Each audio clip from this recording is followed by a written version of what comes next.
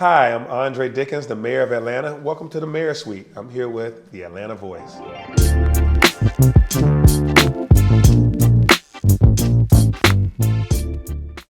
We are here in the mayor's office. Thank you for having us, Mayor Andre Dickens. Thank you for having me, Dawn. It is official that I can call you that since the last time we spoke at the Atlanta Voice Studios. And so we're just gonna kind of go back to that time when you were running as a candidate for mayor. And you just said some major things about what you were gonna do in your first 100 days. And of course, we're a couple of post 100 days now. How do you feel about being over that mark? Yeah, it feels fantastic. We're on day something beyond 100 right now. I used to keep track every day leading up to 100. But so much has been done in the first 100 days. First of all, it's just re-energizing the city, making sure that people feel the love, feel connected, feel like they have access to the mayor's office, and that we're very visible out in the community, sharing our ideals, getting feedback from the public, but actually going out there doing the work, picking up the garbage, filling potholes, making sure that public safety is thankful about the potholes. Thank you. My tires, Pothole thank you. Posse is back, y'all. So I know when I went back to take a look at the interview to kind of go over some things, there were three major parts that we talked about, especially with our sit down one-on-one. And you talked about public safety first and foremost. And that was one of the very first things that you tackled within the first 100 days. Kind of share what your ideals will be moving past the 100-day mark. Yeah, so right off the bat, we made sure that that the police and the community were connected in our ideals of what safety was. So I went to every roll call in every precinct, making sure that I went to the academy and all over the place to see what happens in our police department. Some of the things that the police officers were saying was they needed to get their cars washed, cars fixed. They wanted to make sure that they knew they had access to the mayor, and so we provided them that. The public wanted to see more police activity, more patrols, but they also wanted to make sure that we had community-based policing, that we didn't have over-policing or aggressive policing. And so far, dealing with a violent crime wave, but also being very conscious of how to support the community in a service way, we've been doing a good job through our police force. Of course, the chief and I, we have a contract about 100 days to make sure that violent crime was brought down. Results would be going up in terms of our recruitment. So I saw some positive movements in that direction, but I also saw some things that we needed to correct. And so together the chief and I made a decision that he would retire, and now we're on a search for a new chief. So public safety has been at the top of mind to make sure that our public feels safe.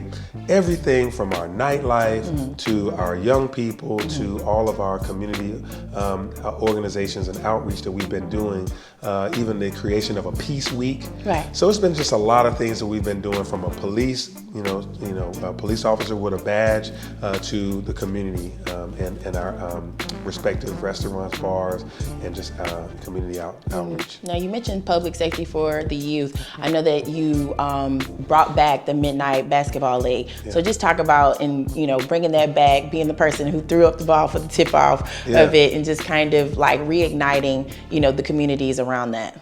Yeah, Midnight Basketball is something that I'm very proud of and really looking forward to seeing the outcomes of it. So 3 years ago, just before the pandemic, I created Midnight Basketball as a council member, and it went well. We were outside, we were inside, and then COVID hit.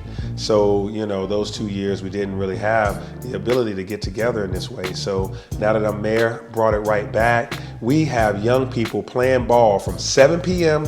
till midnight, and it's like 10 teams in this league. I've already added 4 more teams. It's wildly successful. Wow. People want to join it. Right. So in regards to the public safety that you mentioned with the youth, I know you brought back the Midnight Basketball League. Just talk about, how that's reigniting, the communities around. Yeah, I'm really excited about Midnight Basketball. I'm very proud of it. 3 to 4 years ago, when I was a city council member, I started this Midnight Basketball League, and it was successful. We were at courts indoors and outdoors, and then COVID hit, so we couldn't do it for the last 2 years. So now as mayor, I brought it back, and it's going very well. We've got bands and DJs and play-by-play announcers, young kids, seniors, everybody's coming out. And so we have 10 teams now, plus 4 more teams have signed up over the past couple of weeks. And it's Wednesday night nights. It goes from 7 p.m. till midnight, and they are playing basketball, having fun. And also we give them instruction. So we have a job fair going on each day. We also have workshops and training that they can take.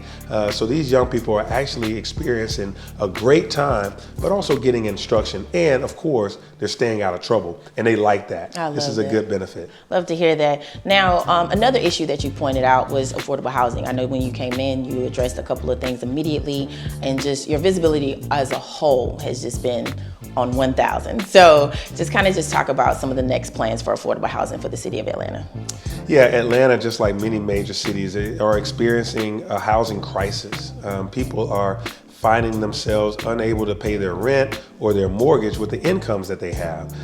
Rents have skyrocketed across the country, and Atlanta's no different. So I really wanted to sow my seeds in the affordable housing arena to really make sure that over these next 8 years, 20,000 units of affordable housing will be built or preserved. And so that is a big, ambitious goal, but we're gonna hit it. And so what I did was I created a strike force.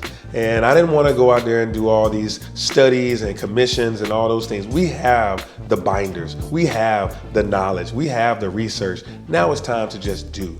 Going out here, and we are aggressively building on city-owned land, Atlanta Public Schools land, MARTA land, but also land that's owned by churches. Right. One of the key things I did early on was talk to the faith-based community about properties that they have. Churches have huge parking lots that they don't need that much right now because the dynamics of church have changed due to COVID and also just the way people do religion. But also churches have properties adjacent to them that they bought or that they received in, in some sort of air rights due to, someone giving them an inheritance. And so these churches are like, how do I build affordable housing? So I put together a team of folks that is training churches to how to do affordable housing, and 15 churches are going to get this benefit of funding that we have to help them with what we call the soft costs, site planning, architecture design, all these things that you need before you do the construction.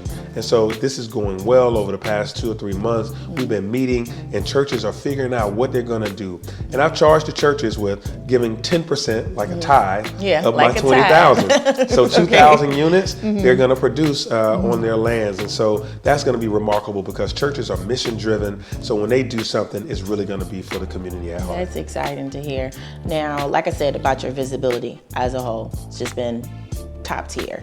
Just say how important it was for you to allow people in the city of Atlanta to have access to you in any possible way. Just kind of express what that means to you. Yeah, I always say that my currency is trust and energy. So I build trust and I give trust and I receive it, but I also give a lot of energy. Those are the things that I transact on. You say something and you tell me that you have a problem, I tell you I'm going to resolve it, that you can trust. And so I give a lot of energy. So people see me out here and there and everywhere, and those are my currencies, and it actually transfers to them. People are saying, hey, I want to get involved in this. I mean, you were talking about youth. How do I help with the youth? Hey, you were talking about, how to help with affordable housing. I have some property. I have some skills. And so it really helps us not just be in the seat of government doing all the work ourselves. It really ignites other people to assist us and help us and to be able to do these things. No one is going to outwork me in this city. That's for sure. But I invite everyone to work alongside me, work with me, and together we're going to get these things done. And so my pastor always says, love ought to look like it. Well, I look like I love the city of Atlanta because I really do. That's amazing. So thank you for having us again, the Atlanta Voice. We really appreciate you. You are a man of your word. We do appreciate the welcome into your new space, your new home, and thank you to your team as well. So.